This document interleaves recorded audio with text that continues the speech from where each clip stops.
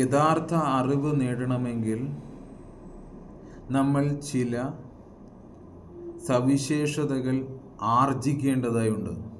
ഒന്ന്, യഥാർത്ഥ സേവനത്തിന് വലിപ്പ ചെറുപ്പമില്ല. എന്താണെന്ന് ആലോചിക്കുകയാവും. നമ്മളൊരു കാര്യം മനസ്സിലാക്കണം. രാജാവാണെങ്കിലും സാധാരണക്കാരനാണെങ്കിലും മറ്റുള്ളവരെ സേവിക്കുന്നതിലാണ് കാര്യം. നാം മറ്റുള്ളവരെ സേവിക്കുമ്പോഴാണ് യഥാർത്ഥത്തിൽ ഭഗവാൻ സന്തോഷിക്കുന്നത്. മനസ്സിലായോ? രണ്ടാമത്തെ കാര്യം, യഥാർത്ഥ ശക്തി സ്നേഹത്തിലാണ്, ഭയമില്ലായ്മയിലാണ്. നീ എന്തെങ്കിലും തെറ്റു ചെയ്യുമോ എന്ന് നീ ഭയപ്പെടുന്നു. മറ്റുള്ളവർ നിന്നെ വെറുക്കുമോ എന്ന് നീ ഭയപ്പെടുന്നു. ഒരുപക്ഷെ ഇത്തരം കാരണങ്ങളാണ് നിന്നെ ദുർബലനാക്കുന്നതും. നീ ചെയ്യേണ്ടത് ഇത്രമാത്രം: യഥാർത്ഥ സ്നേഹം, ആത്മാർത്ഥമായി സ്നേഹത്തോടെ പ്രവർത്തിക്കുക. ഏറ്റവും വലിയ പ്രശ്നം എന്താണെന്നറിയാമോ? നിന്റെ ഏറ്റവും വലിയ പ്രശ്നം ഭയമാണ്. ഭയമാണ് ഏറ്റവും വലിയ ശത്രു. സ്നേഹമാണ് ഏറ്റവും വലിയ ശക്തി.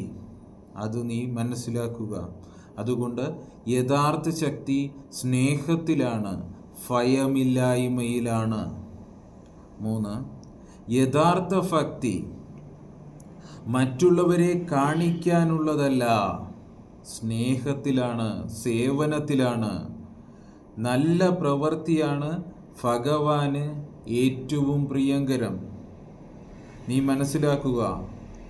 ഒരിക്കലും നീ വ്രതമനുഷ്ഠിച്ചതുകൊണ്ടോ പട്ടിണി ഇരുന്നതുകൊണ്ടോ നീ അമ്പലത്തിൽ പോയി ഇരുന്നതുകൊണ്ടോ ഒന്നും ഭഗവാന്റെ പ്രീതി നിനക്ക് ലഭിക്കില്ല.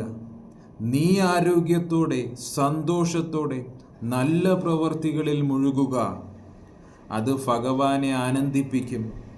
അതുവഴി യഥാർത്ഥ ഭക്തിയിലേക്ക് നിനക്ക് എത്തുവാനും സാധിക്കുന്നതാണ്.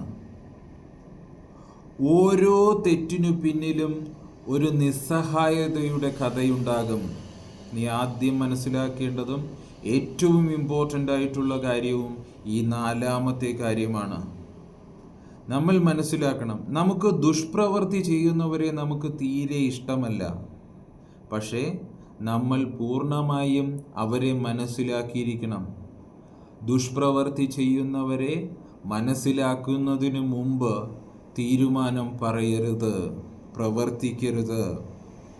എടുത്തുചാടി അവരെ അപമാനിക്കുകയോ അവരെ ശിക്ഷിക്കുകയോ ചെയ്യരുത്. പിന്നീട് നിങ്ങൾക്ക് പശ്ചാത്തപിക്കേണ്ടതായി വരും.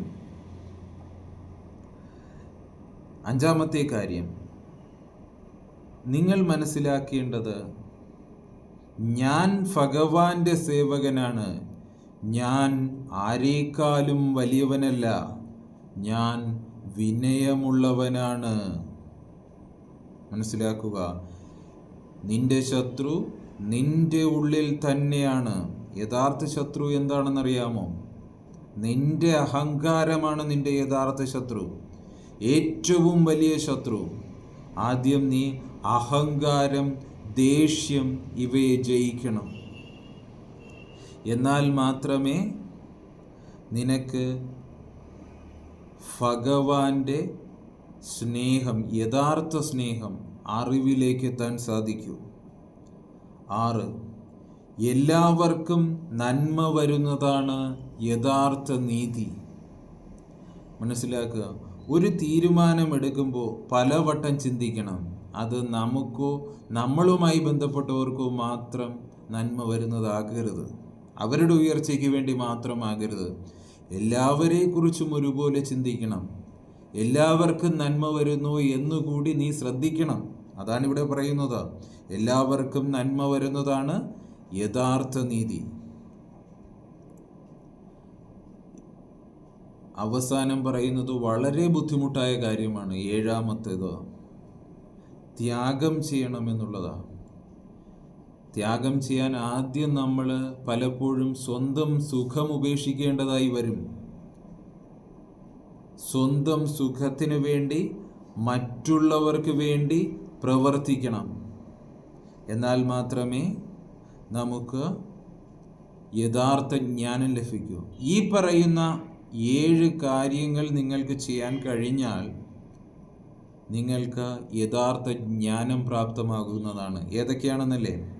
മറ്റുള്ളവരെ സേവിക്കുക, ഭയത്തെ ഇല്ലാതാക്കുക, ആത്മാർത്ഥമായി ഭക്തി ഉണ്ടാവുക, മറ്റുള്ളവരുടെ അവസ്ഥ മനസ്സിലാക്കുക, അഹങ്കാരത്തെ ജയിക്കുക, നീതി നടപ്പാക്കുക, ത്യാഗം ചെയ്യുക.